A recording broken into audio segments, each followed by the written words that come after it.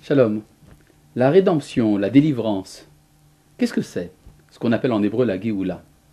Là, il y aurait donc beaucoup de travail à faire pour établir une distinction bien claire qu'il y a entre la tradition occidentale et chrétienne à propos de ce qu'on appelle la rédemption et ce que la tradition d'Israël a à dire là-dessus. Tout d'abord, il est très important de remarquer que quand on parle de rédemption chez les Hébreux, il s'agit tout d'abord d'un événement d'ordre politique. C'est-à-dire, il ne s'agit pas d'une rédemption au départ, d'ordre spirituel exclusivement, alors que souvent on a l'habitude de penser que c'est l'âme qui aurait besoin de rédemption et que de toute façon le politique est irrécupérable. Eh bien, du point de vue de la tradition d'Israël, c'est un peu le contraire. L'âme n'a pas besoin d'être sauvée. L'âme est sauvée dès le départ. C'est par exemple l'expression employée dans la Mishnah, tout Israël a part à la vie du monde futur, et donc on n'a pas besoin de faire d'action particulière pour sauver l'âme humaine. Il suffit tout simplement d'être juste.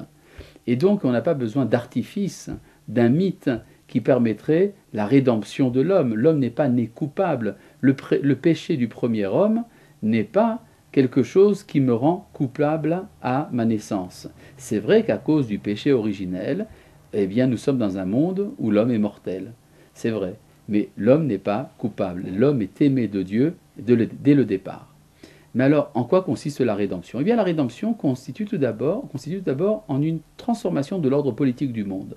Évidemment, ça implique le retour d'Israël à son indépendance terrestre, à son indépendance politique. Mais ça implique probablement également une transformation de l'ordre politique dans le monde, la fin de la domination des nations l'une sur l'autre, la cessation du colonialisme, la cessation de l'exploitation d'une nation par une autre nation.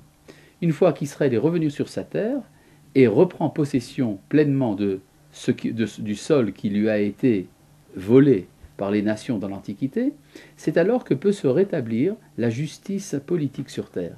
À partir de cette justice politique, beaucoup de choses peuvent se transformer.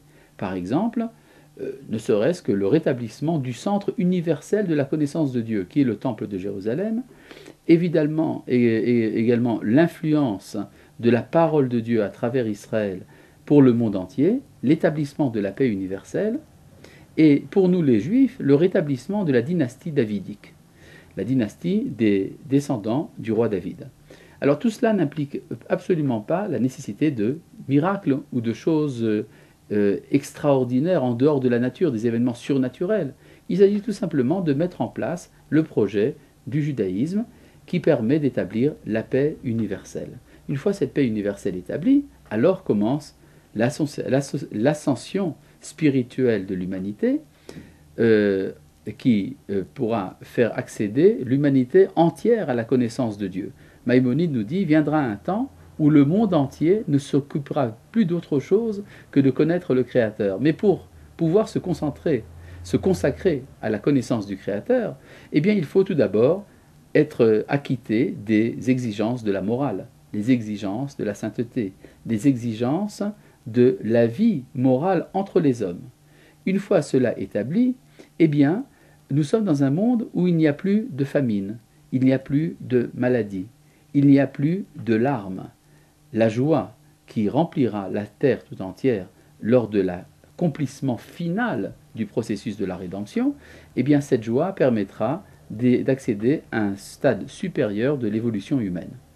Alors, il ne faut pas, disons, développer ici des images d'Épinal naïves. En fait, le processus de la rédemption passe par énormément de difficultés. Ça passe entre autres par des conflits. D'ailleurs, nous les voyons, ces conflits entre Israël et les nations, Israël et ses voisins plus particulièrement. Également la péripétie horrible de la Shoah, qui a été une partie, après coup, du retour d'Israël sur sa terre. Tout cela, donc, n'est pas si simple. Mais nous sommes assurés qu'aujourd'hui, à travers ce retour d'Israël à sa terre, eh bien, une prise de conscience de l'humanité devient possible, et c'est comme cela que l'humanité est concernée par la Géoula, par la rédemption. Évidemment, on a pu parler, surtout dans la littérature du XIXe siècle, on a pu parler d'un progrès humain au niveau des individus, comme si on voulait dire que la vie des hommes était difficile à cause du cadre politique qui, lui, est cruel, mais que l'on pourrait adoucir la vie des hommes par l'effort individuel.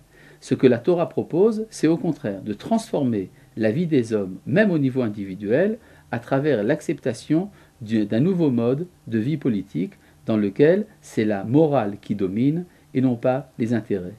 C'est ça la Géoula, c'est ça le messianisme, c'est ça la parole du Messie que nous attendons qu'il vienne vite et de nos jours, non pas parce que Dieu l'aura envoyé, mais parce que nous-mêmes nous l'aurons suscité. Il n'y a pas dans l'idée du messianisme d'Israël de Deus ex machina, une intervention totalement extérieure aux efforts des hommes. C'est au contraire les hommes qui, eux, en rétablissant la justice sur terre, en rétablissant entre autres la dynastie du roi David, permettent l'établissement d'une humanité meilleure et heureuse. Shalom.